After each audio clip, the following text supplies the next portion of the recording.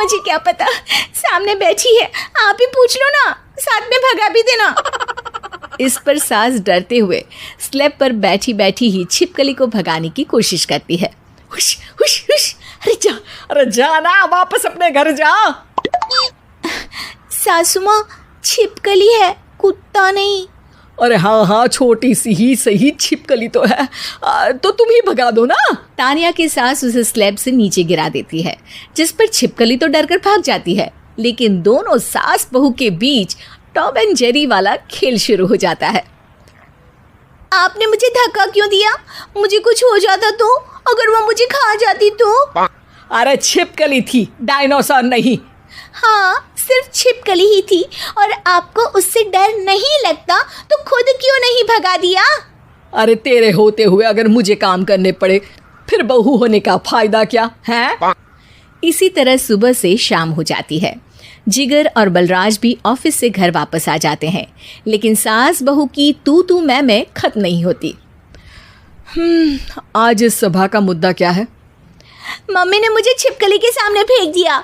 अरे वाह मेरे डरपोक, मुझ पर 30 साल से शेरनी जैसे हुक्म चला रही हो और एक छिपकली से डर गई। इस पर दोनों बाप बेटे हंसने लगते हैं, जिसे देखकर सास बहू एक दूसरे की शक्ल देखते हुए अब अपनी लड़ाई भूलकर उनसे लड़ना शुरू कर देती हैं।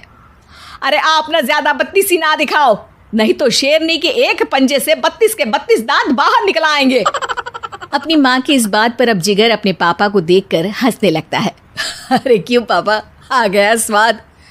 अभी आपको भी आएगा स्वाद। इस पर घर में सास बहू ड्रामा बंद होकर पति पत्नी नौटंकी शुरू हो जाती है, जिस पर तानिया से कहा सुनी के बीच जिगर अचानक चिल्लाते हुए कहने लगता है, कॉकरोच, इतना बड़ा कॉकरोच, हे भगवान, अब हमें इससे कौन बचाएगा?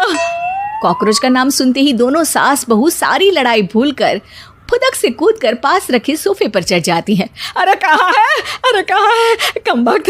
अरे उसे भगाने की जगह अनाउंसमेंट तो ऐसे कर रहा है जैसे 12:40 की आखिरी लोकल है, छूटनी नहीं चाहिए। अरे भलाई का तो ज़माना ही नहीं है।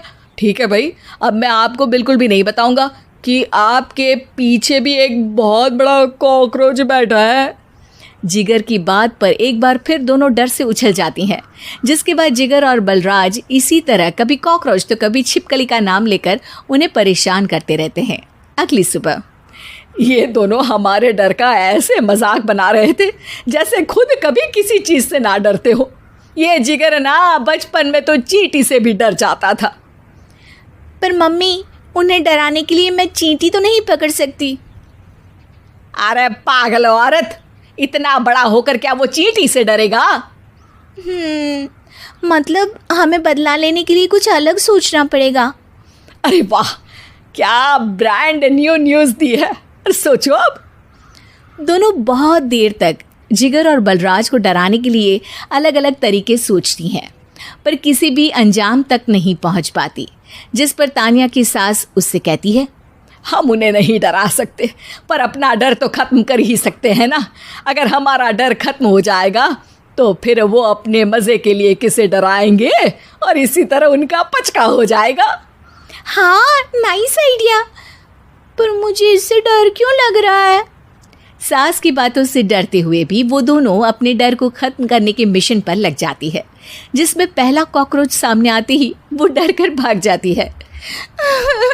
हमसे ना हो पाई मम्मी, इससे आप ही निपटो ना। अरे क्या आप निपटो, साथ चल, नहीं तो तेरे ऊपर ना छिपकली गिरा दूंगी। हाँ बस, हाँ पहले छिपकली पकड़ कर तो दिखाओ। अरे यार चल ना। इस पर दोनों भगवान का नाम लेते हुए एक वाइपर लेकर कॉकरोच के पास जाकर डरते डराते उसे भगा देती हैं, जिसके बाद उनमें थोड़ी हिम्मत आती है और वो दिन ब दिन एक एक कर अपने हर डर पर काबू पाने लगती हैं। कुछ हफ्तों बाद, वाह मम्मी, आइडिया तो मस्त था। अब कॉकरोच हो या उसका बाप, मैं किसी से नहीं डरती। अरे शाबाश। और मैं छिपकली हो या उसका पूरा गैंग, सबके छक्के छुड़ा दूंगी।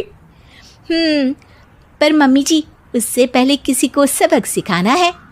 उसी रात जब बलराज और जिगर टीवी देख रहे होते हैं तो दोनों सास बहू प्लान बनाकर छुपके से उन पर नकली छिपकली और कॉकरोच फेंक देती हैं, जिसे देखते ही वो दोनों अपनी जगह से उछल